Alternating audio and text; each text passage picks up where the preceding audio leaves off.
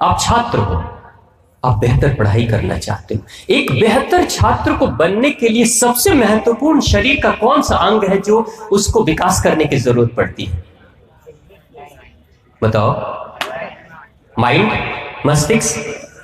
अपने दिमाग को तेज करोगे तभी तो बेहतर छात्र बन पाओगे। अब माइंड को बेहतर करने के लिए क्या करना चाहिए?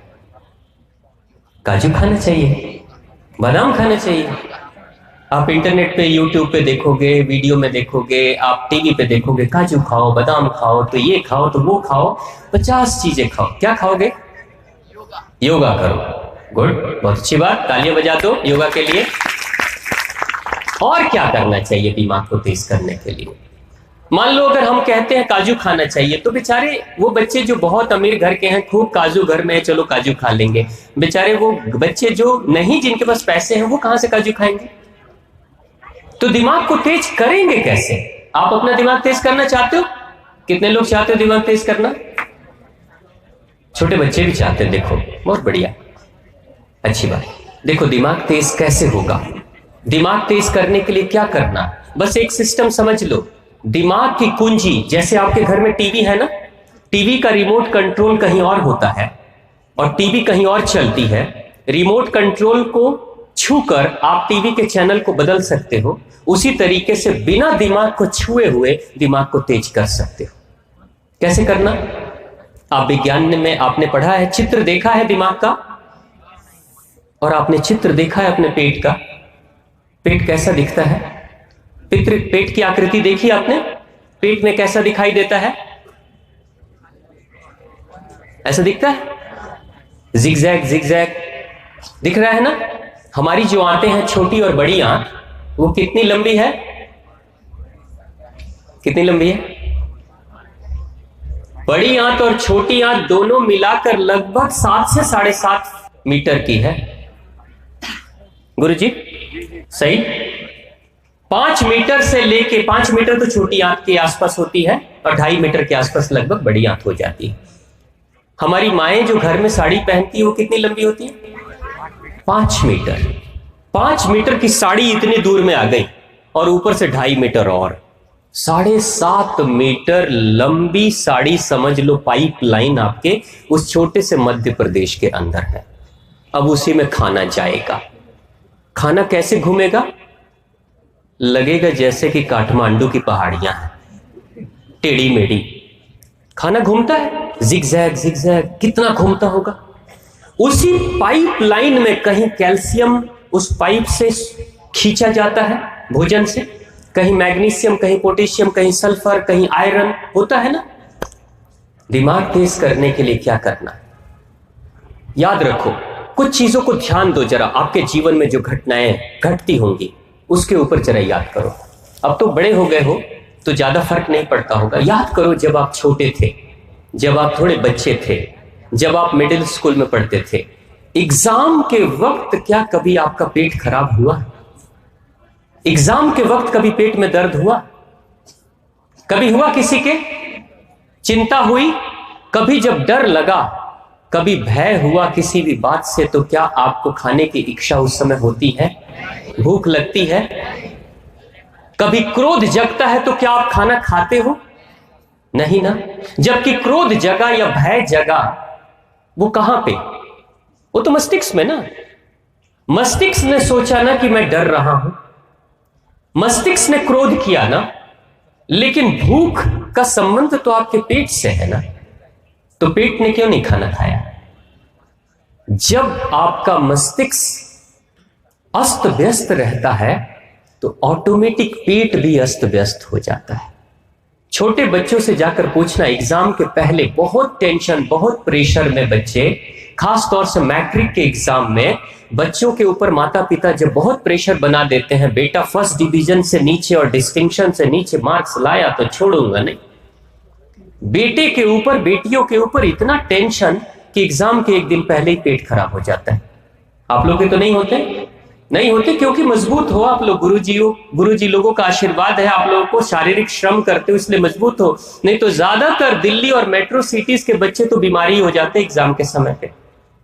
क्योंकि जिसके मस्तिष्क पे प्रेशर पड़ता है सबसे बुरा असर उसके पेट पे होता है, और जिसका पेट खराब होता है उसका मस्तिष्क भी खराब हो जाता है। आपने किसी दिन खा ली कुछ स्वादिष्ट स्वादिष्ट भोजन, कचौड़ियां, पकौड़ियां, छोले भटूरे, सिंघाड़े, समोसे, मुंह में पानी तो नहीं आ रहा है, चाउमीन वगैरह खाते हो, उसके बाद ये खाना खाने के बाद अगर आप पढ़ाई करने जाते हो तो क्या पढ़ाई में मन लगता है? क्यों नहीं लगा? पढ़ना तो है दिमाग से ना, खाना तो खाया पेट में, तो फिर क्यों नहीं मन लग रहा है? इसलिए क्योंकि वो जिगजैग जो बना है ना अंदर, वो ट्रैफिक जाम है। अब पेट की तरह कुछ और भी है क्या आपके शरीर में? बताओ, पेट जैसा दिखने वाला कुछ और है आपके शरीर में? मस्तिष्क, खुले हुए मस्तिष्क के तस्वीर को कभी देखा है? कैसा है? जिगजैग, टेढ़े मेढ़े, वो भी वैसा ही है। ये टेढ़ा मेढ़ा सड़क अगर खराब होती है तो वो टेढ़ी मेढ़ी सड़कें भी खराब हो जाती है। जिसका पेट खराब उसका दिमाग खराब, और जिसका दिमाग खराब उसका पेट खराब। बस सिंपल। दिमाग तेज करने के लिए क्या करना? पेट को साफ करो ठीक से, कचड़ा मत भरो, नहीं तो सारा कचड़ा दिमाग में चला जाएगा। जितना पेट साफ होगा उतना ही दिमाग तेज होगा। अब पेट को साफ करने के लिए दिमाग को तेज करना है तो करना क्या होगा? कुछ करेंगे, एक छोटा सा प्रयोग करेंगे आप लोग, लेकिन नियमित करना होगा। और मैं आपको यह भी बता दूं उसके फायदे कितने। कई बार होता क्या है, मैं क्यों करूंगा, फायदे पहले बताइए तब मैं सोचूंगा। एक छोटी सी बात बता दूं, क्योंकि पिछले 20-25 वर्षों का मेरा शोध है उसके ऊपर, और हिमालय के साधकों से लेके बड़े बड़े तपस्वियों के ऊपर भी मैंने उस प्रयोग को किया है, और काफी फायदा हुआ है लोगों को। फायदे मैं पहले ही बता देता हूं आपको। पेट में दर्द नहीं होगा, गैस की समस्या नहीं होगी, जोड़ों का दर्द, गठिए का दर्द नहीं होगा। किसी को डायबिटीज हो गई हो घर में तो कुछ दिनों में डायबिटीज की रीडिंग नीचे आने लगेगी, बीपी अच्छी होने लगेगी, आपके सर के बाल जल्दी सफेद नहीं होंगे, आपके चेहरे पे झाइयां झुर्रियां नहीं आएंगी, उम्र का असर जल्दी नहीं होगा, दिमाग तेज होगा, रात में नींद अच्छी आएगी। आपके घर के दादा दादी अगर रात में चैन से सो नहीं पाते होंगे तो उनको भी अच्छी नींद आने लगेगी अगर ये प्रयोग करेंगे। हमारी माताओं के पेट में कभी दर्द नहीं होगा, सीने में जलन, खट्टे डकार नहीं आएंगे, भूख बहुत अच्छी लगेगी, जो खाओगे वो सब पचेगा। और सबसे अच्छी बात, बच्चों का नाटक बंद हो जाएगा। मम्मी हम ये नहीं खाएंगे, रोज तुम वही रोटी सब्जी बना देती हो, रोज वही चावल दाल पका देती हो। होता है ना, ये बच्चे जो नाटक करते हैं कि हम ये नहीं खाएंगे, हम वो नहीं खाएंगे, और माताएं हाथ में प्लेट लेकर और पीछे पीछे दौड़ती है, बेटा खा लो खा लो खा लो। ऐसे नखरे आप लोग तो नहीं करते? ये नखरे अगर कोई बच्चे करते होंगे तो वो भी सुधर जाएंगे अगर ये प्रयोग करेंगे तो। इसके इतने फायदे, और दिमाग तो तेज होगा। और एक सबसे अच्छी बात आपको पता है क्या होगा? आप लोग एनसीसी के कैडेट्स हो, आपकी स्टेमिना बढ़ जाएगी। इस दुनिया में सबसे ज्यादा हाई स्टेमिना वाला कौन है बताओ? आदमी और जानवर सब मिलाकर बोलो, सबसे ज्यादा स्टेमिना किसमें है? घोड़ा। इसलिए हॉर्स पावर, जबकि उससे ज्यादा शक्तिशाली हाथी है, घोड़े से भी ज्यादा शक्तिशाली हाथी है, लेकिन एलिफेंट पावर तो कभी नहीं बोला ना, हमेशा हॉर्स पावर बोलते हैं। एक स्पोर्ट्स पर्सन को, एक खिलाड़ी को क्या चाहिए? हॉर्स पावर, एलिफेंट पावर नहीं। एलिफेंट पावर खाना है तो कोई बात नहीं, खाते रहो सोते रहो, खाते रहो सोते रहो, कुछ दिन में हाथी तो बन ही जाओगे, हो ही जाओगे, उसके लिए कुछ मेहनत करने की जरूरत नहीं। लेकिन आपको पता है घोड़े का गुण कैसा होता है? घोड़ा, कभी किसी घोड़े को आपने बैठे हुए देखा? बैठे हुए घोड़ा, गाय की तरह, भैंस की तरह? घोड़ा वही बैठता है जो बीमार है। लेकिन आर्मी वालों के घोड़े को कभी आप बैठे हुए नहीं देखोगे, या तो घोड़ा खड़ा रहेगा, नहीं तो गिरा हुआ रहेगा। बिल्कुल गिरा हुआ। अगर फंस गया, चोट लग गई, गिर गया तो गिरा हुआ है, और नहीं तो खड़ा है तो खड़ा है। बीच में बैठा हुआ स्थिति में कभी घोड़ा नहीं रहता है, सो लेता है उसी में। क्यों? इतनी शक्ति है उसके अंदर, घोड़े के अंदर। घोड़े के अंदर स्टेमिना होती है। घोड़े के अंदर स्टेमिना कैसी होती है? घोड़ा जब दौड़ता है ना, घुड़सवार, घोड़े को अगर मारना हो तो सबसे आसान तरीका पता है घोड़े को मारने का क्या है? न चाकू मारो, न गोली मारो, न जहर दो, 10 किलोमीटर दौड़ा कर लाओ और खूंटे में बांध दो, कुछ देर में मर जाएगा। बस इतना ही से मर जाता है घोड़ा। जो अच्छे घुड़सवार होते हैं आर्मी के लोग, वो घोड़ों को दौड़ाते हैं। घोड़ों के लिए ही सिर्फ वही एक जानवर है जिसके लिए अस्तबल बनता है, कोर्टयार्ड बनता है ना। आपने देखा होगा बड़े बड़े बांस के बाउंड्रीज बनाकर और घेरे में घोड़े को छोड़ दिया जाता है। एक जो फौजी होता है घोड़े की सवारी कर कर दौड़ा कर जब आता है तो उस अस्तबल में, उस बड़े से ग्राउंड में घोड़े को छोड़ देता है। घोड़ा दौड़ते रहता है, दौड़ते रहता है, दौड़ते रहता है, और धीरे धीरे धीरे धीरे धीरे धीरे शरीर की गर्मी शांत होती है और तब जाकर घोड़ा एक जगह पे खड़ा होता है। यानी घोड़े को रुकने के लिए भी, जब घुड़सवार पीठ से उतर जाता है उसके बाद भी घोड़े को रुकने के लिए कम से कम 10 मिनट, आधे घंटे, 1 घंटे की जरूरत पड़ती है उसके इंजन को शांत करने के लिए, तब जाकर घोड़ा रुकता है। अगर खूंटे पे बांध दिया आपने ना गाय और भैंस और बकरियों की तरह, तो तुरंत मर जाएगा, सफोकेशन हो जाएगी, दम घुट के मर जाएगा वो, क्योंकि दौड़ नहीं पा रहा है। जैसे ट्रक का इंजन धीरे धीरे गर्म होता है और धीरे धीरे ठंडा होता है, उसी तरीके से घोड़े का इंजन भी धीरे धीरे गर्म होता है और धीरे धीरे ठंडा होता है। ये स्टेमिना है उसकी। और घोड़े की खासियत कैसी है? घोड़े के घुड़सवार क्या कहते हैं? घोड़े के घुड़सवार सबसे ज्यादा खुश इस बात से रहते हैं कि घोड़ों को बैलों की तरह बार बार हाँकने की जरूरत नहीं पड़ती। एक बार पीठ पे एक लात मारते हैं, धीरे से अपने पैरों से इशारा करते हैं, घोड़ा दौड़ने लगता है, दौड़ते रहता है, सरपट भागते रहेगा। 2 किलोमीटर, 3 किलोमीटर, 4 किलोमीटर, 10 किलोमीटर आराम से भाग रहा है। फिर उसको यू टर्न मारो, फिर 10 किलोमीटर आराम से दौड़ रहा है, थकता ही नहीं वो।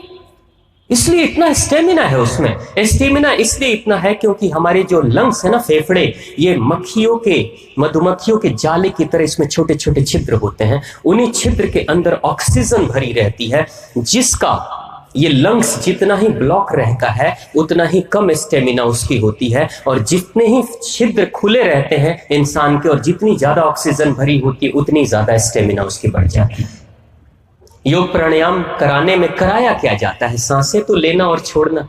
हर बार हर सांस जब कपालभाति करो, अनुलोम विलोम करो, कोई भी प्राणायाम करो, तो सांसें लोगे और छोड़ोगे तो उससे क्या होगा? अंदर के जो छिद्र ब्लॉक है कार्बन डाइऑक्साइड के कारण से, कार्बन डाइऑक्साइड हटेगी, ऑक्सीजन भरेगी और आपके अंदर की स्टेमिना बढ़ जाएगी।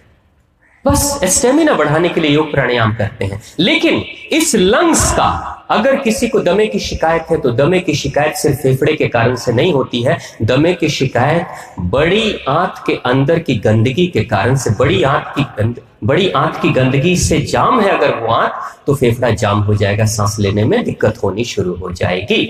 यानी अगर किसी को दमे की शिकायत हो रही है, इसका मतलब उस इंसान का पेट ठीक से साफ नहीं हो रहा है, बस सिंपल, और कोई कारण नहीं है। उसका पेट ठीक साफ करने लगो, दमे की शिकायत खत्म हो जाएगी, फेफड़े की समस्याएं खत्म हो जाएगी। तो हम क्या करेंगे? अपने शरीर को स्वस्थ रखने के लिए, अपनी स्टेमिना को बढ़ाने के लिए, क्योंकि मैं कई ऐसे प्रोग्राम भारत के फौजियों के साथ भी मैंने किया है, भारत के जो ट्रेनिंग के फौजी होते हैं खास तौर से, उनके साथ में उस प्रयोग को किया और बड़े अद्भुत परिणाम मिले हैं। आप भी करेंगे, आपके जीवन में 1 महीने अगर सिर्फ आपने कर लिया, 1 महीने में आपके जीवन में अद्भुत परिवर्तन आ जाएगा। और सबसे बड़ा परिवर्तन क्या आएगा? कई लोगों को आपने देखा होगा, सुबह जब सोकर उठते हैं ना, तो शक्ल देखने से ऐसा लगता है कि 12 बज गया अभी। सुबह भी चेहरा लटका हुआ, दोपहर में तो लटकाएंगे, शाम को भी लटका हुआ। जीवन में कोई उत्साह नहीं, कोई खुशी नहीं। कई लोगों से पूछा जाता है, खुश क्यों नहीं रहते हो? क्या है जो देखकर खुश हो? सुबह भी रोना, शाम को भी रोना, दोपहर में भी रोना। आप अगर ये प्रयोग करोगे, आपके मन में बड़ी खुशी आएगी, अंदर से बड़ा उत्साह आएगा, हर कार्य को उत्साह से करोगे। तो वो बहुत छोटा सा प्रयोग है, आप सभी कर सकते हो। क्योंकि जो लोग, अब ये प्रयोग किनको करना है? जिनकी उम्र 15 वर्ष से ऊपर की हो गई है। आप सबकी 15 वर्ष से ऊपर वाली उम्र है ना? 15 वर्ष से जो छोटे बच्चे बैठे हुए हैं, बेटा आपकी 15 वर्ष तो नहीं हुई, 15 वर्ष से जो छोटे उम्र के लोग हैं वो उसकी मात्रा कम रखेंगे, 15 वर्ष से ऊपर वाले उसकी मात्रा ज्यादा रखेंगे। करना क्या, सुबह उठते ही शौचालय जाने से पहले पानी पीना है। अब सुबह कितने बजे उठना है? 8 बजे, 9 बजे, जल्दी तो नहीं बोल दिया, 10 बजे चलेगा, 4 बजे, ठीक है। कितने लोग 4 बजे उठते हैं? देखो उठने वाले बताना। हाँ चलो, कितने लोग 8 बजे के बाद उठते? 8 बजे के बाद, गुड, बहुत अच्छी बात।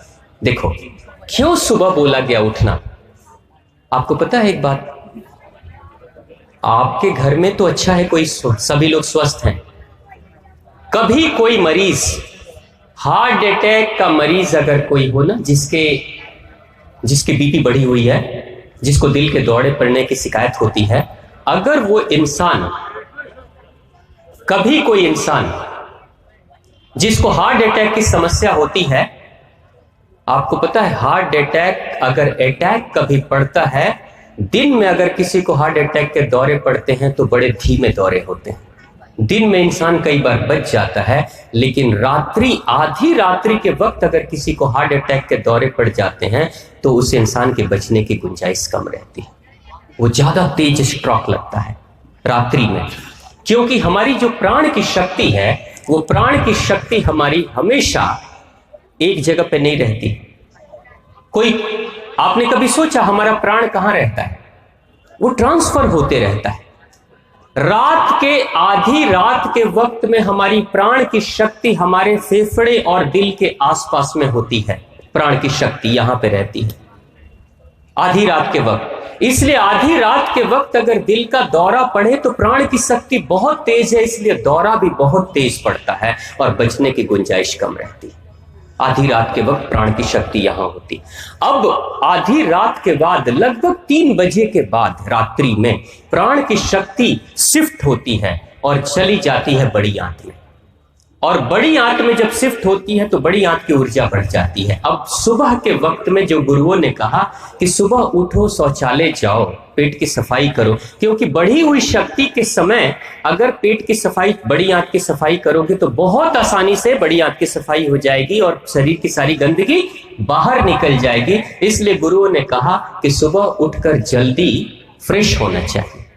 अब जो इंसान, अब वो प्राण की शक्ति बड़ी आंत में सिर्फ सुबह के 6:30 बजे तक रहती है, उसके बाद वो शक्ति ट्रांसफर होकर हमारे पेट में चली जाती है, खाने के लिए चली जाती है, भोजन के लिए चली जाती है। अगर 6:30 बजे से पहले कोई इंसान सुबह में उठकर अपने पेट की सफाई नहीं करता है तो उस इंसान को कब्ज की शिकायत हो जाएगी, फिर उस इंसान को डायबिटीज की समस्या हो सकती है, फिर उस इंसान को बीपी की समस्या हो सकती है, फिर उस इंसान को मानसिक रोग यानी डिप्रेशन की शिकायत हो सकती है शरीर की गंदगी के कारण से। तो उस शुद्धि के लिए सुबह में उठना बहुत जरूरी है। तो सवेरे जब उठते हैं तो उठते ही अगर सूरज के उगने से पहले उठ गए तो बहुत अच्छी बात। सूरज के उगने से पहले उठते हैं, 15 वर्ष से उम्र ज्यादा है, माताएं बैठी हैं, आप लोग के लिए भी है, बाबूजी लोग के लिए, सूरज के उगने से पहले अगर उठ जाते हो, जाड़े का दिन है, हल्का गर्म गुनगुना पानी कर लो और उसकी मात्रा कितनी होनी चाहिए? 1.25 लीटर। कितना? 1.25 लीटर कितना होता है पता है ना? 1250 ml, 1 लीटर और 250 ग्राम और 1 लीटर और 250 ग्राम और 1.25 लीटर पानी पीने की आदत आप डालो। लेकिन पहले दिन पियोगे तो जितनी तेजी से 1.25 लीटर अंदर जाएगा उतनी तेजी से 1.25 लीटर बाहर भी आ जाएगा। पहले दिन अगर ऐसा करोगे तो आपको क्या करना, धीरे धीरे मात्रा बढ़ानी है, धीरे धीरे, हाँ, नहीं तो उल्टी हो जाएगी। धीरे धीरे बढ़ाओगे, 1 दिन 2 दिन 4 दिन, मात्रा बढ़ाते बढ़ाते 1 हफ्ते में 1.25 लीटर पे चले आओगे आराम से। अच्छा, बिना कुल्ला किए पीना है। और जब मुंह साफ है तो 1 लाख ग्रंथियां मस्तिष्क में काम करती हैं, क्या बनाती हैं? लार। अब उस लार को आप अपने पेट में ही डालोगे पानी के साथ में। आपको पता है सुबह की लार अमृत है, जिसको हम बाहर नाले में फेंक देते हैं सुबह उठते ही कुल्ला करके, अमृत है वो। तो पता है क्या होगा? छोटे वाले कमरे की बड़ी तेज याद आएगी। छोटा वाला कमरा कौन सा? उस छोटे से कमरे की याद आएगी, और अगर कोई बैठा होगा तो कहोगा जल्दी निकलो भाई, नहीं तो गाड़ी छूटने वाली है, इज्जत जाने वाली है। और जैसे ही वो निकलेगा आप एकदम रॉकेट की स्पीड से अंदर जाओगे, थोड़ी देर बैठोगे ही ना, खड़े तो नहीं करना, कुछ पढ़े लिखे बच्चे हो, बैठोगे और बैठने के बाद जब बाहर निकलोगे ना तो पता है क्या बोलोगे? वाह मजा आ गया, बहुत दिनों के बाद मजा आया है। जिस दिन आपके पेट की प्रॉपर सफाई हो जाएगी ना, उस दिन पता है उसी दिन से दिमाग आपका बेहतर होने लगेगा। सिर्फ मजा, पेट साफ हुआ लेकिन मजा आया किसको? दिमाग कहता है ना वाह आनंद आ गया। आनंद की अनुभूति कहां होगी? यहां। लेकिन साफ क्या हुआ? ये तो ये जिगजैग इसका साफ हो गया तो इसका भी जिगजैग साफ। ये है अपने दिमाग को बेहतर करने का सबसे सुंदर मंत्र। मैं भी आपकी तरह जब मैं इन प्रयोगों को नहीं करता था तो मेरे साथ भी बड़ी समस्याएं होती थी। पता है क्या होता था? आप लोग वाद विवाद प्रतियोगिता करते हो ना? आप लोगों ने भाग लिया स्कूल में, गुरुजी ने कितना सुंदर प्रतियोगिता कराया। वाद विवाद प्रतियोगिता क्यों कराना?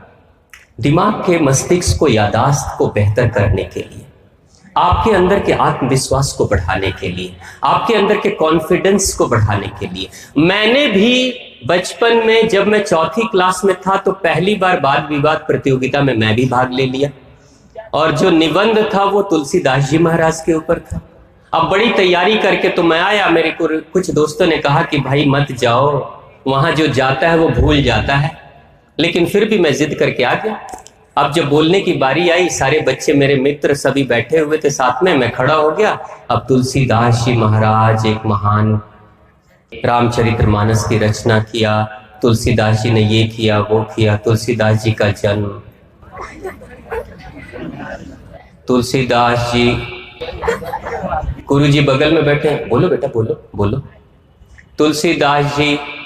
और जो मेरे दोस्त थे वो कोई मेरी बात को पहले नहीं सुन रहा था, और जब मैं अटक गया ना, ऊपर छत देखने लगा, तब देख देख देख देख भूल गया, देख भूल गया, है ना। तुलसीदास जी, मेरा जो दोस्त है वो कह रहा है बोलो बोलो, बोला था ना नहीं जाओ वहां पे, भूल गया ना। और फिर मैं आकर बैठा। उसके बाद से मैं सोचा कि आखिर मैं भूला क्यों, जबकि याद करके गया था। आगे की बातें क्यों भूल गया?